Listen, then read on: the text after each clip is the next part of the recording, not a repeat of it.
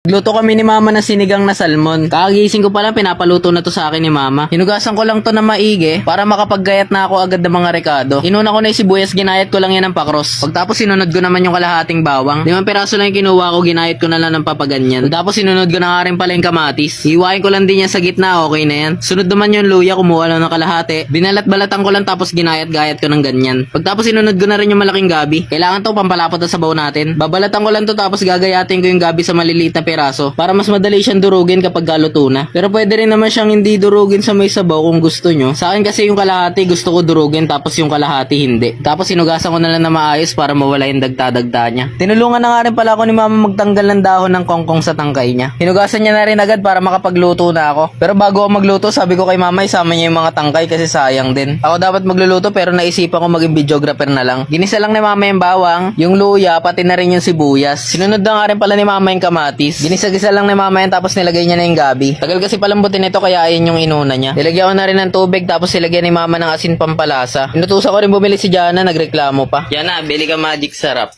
Bayan ako na naman palagi ako. Sarap. Ilan? Isa lang. Sige. Wala na rin.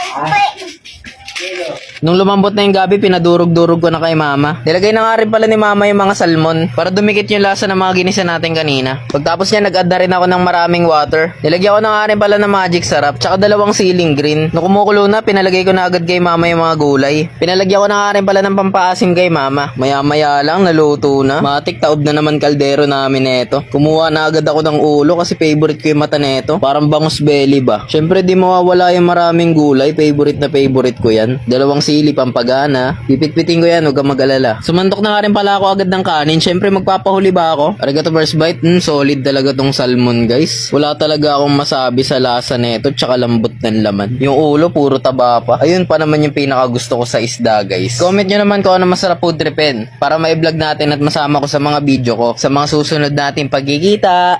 Paalam!